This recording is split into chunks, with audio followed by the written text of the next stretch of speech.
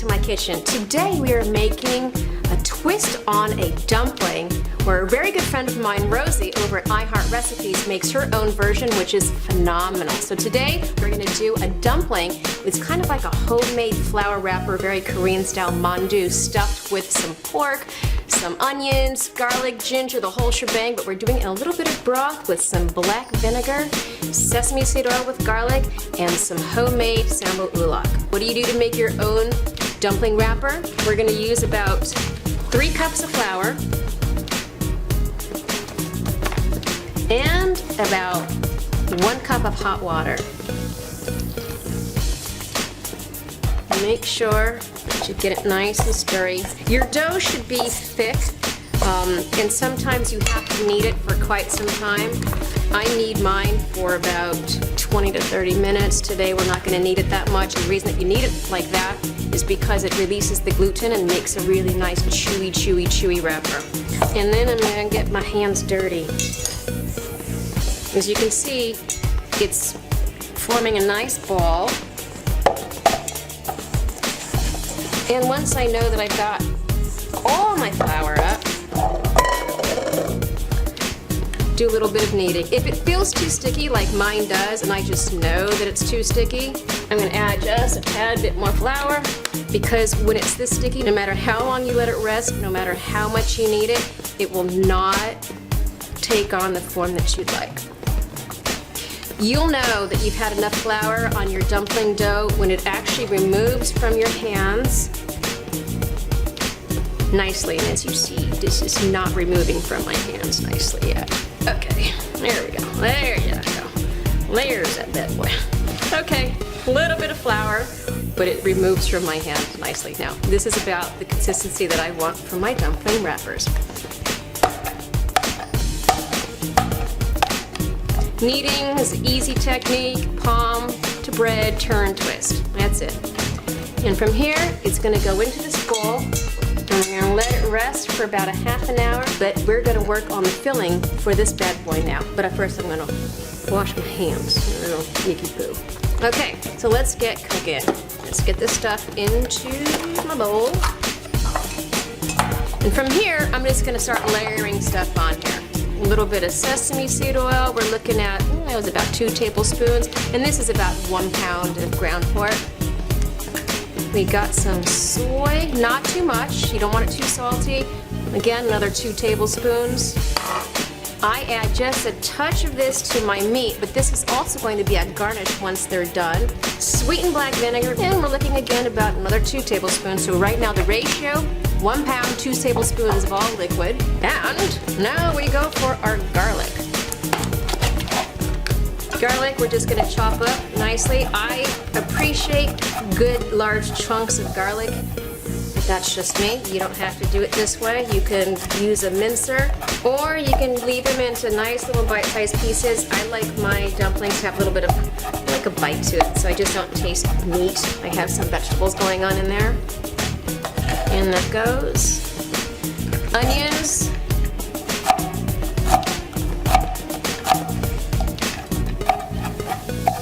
Now some people actually use egg whites when they do their dumpling filling because it kind of binds it together. I'm not into that. I fill my ginger with a spoon. Why? Because it doesn't take all the ginger away.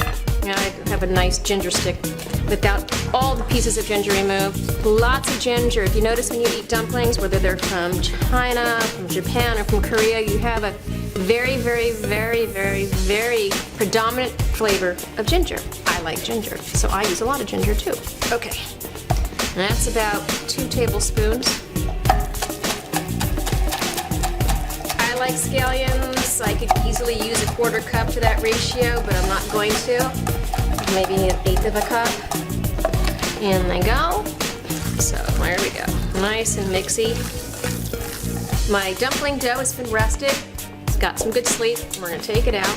I like to dust off my board with a little bit of flour. It keeps it from sticking. Okay.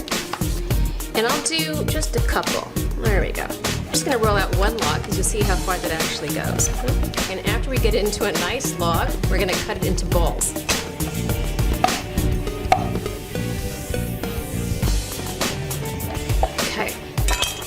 roll them into a ball, and from here, we're going to roll it out into a nice disc.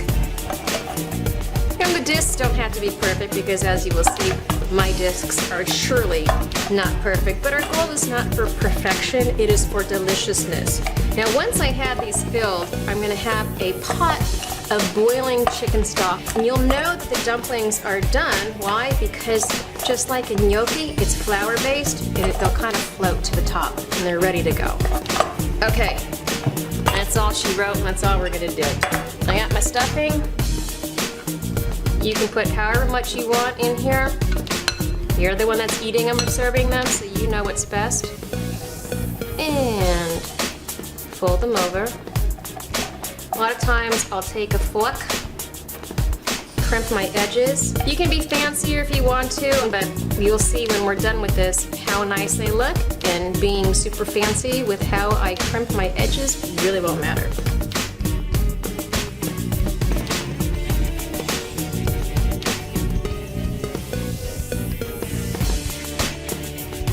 And now we're ready to go to that stove. All right, my dumplings are ready to go. I have chicken stock already on the stove, and it's nice and hot. I'm gonna add some flavorings. Again, as I always say, you can add whatever you want. For me, right now, some onion, some garlic, and some ginger. And in go my dumplings. 1, 2,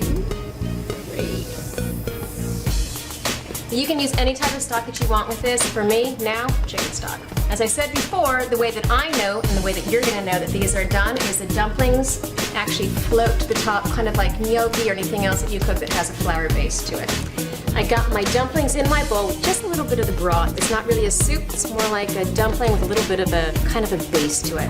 Now I'm gonna add a drizzle of my seasoned sesame seed oil, which is seasoned with a little bit of garlic. And on top of that, I'm going to give it a dash of that sweet black vinegar. Maybe more than a dash. Oh, about 1.5 teaspoons. And then I like to top it off with some burn your mouth sriracha. Now actually this is homemade sambu ulak. A little bit of that can go a long way. I like a lot of spice. Probably for me, 1 tablespoon, and then is the last shebang. Scallions right on top. And I think it's time to give this a taste. Got my spoon. I want to get a nice even bite of my sambu ulak and some of that broth.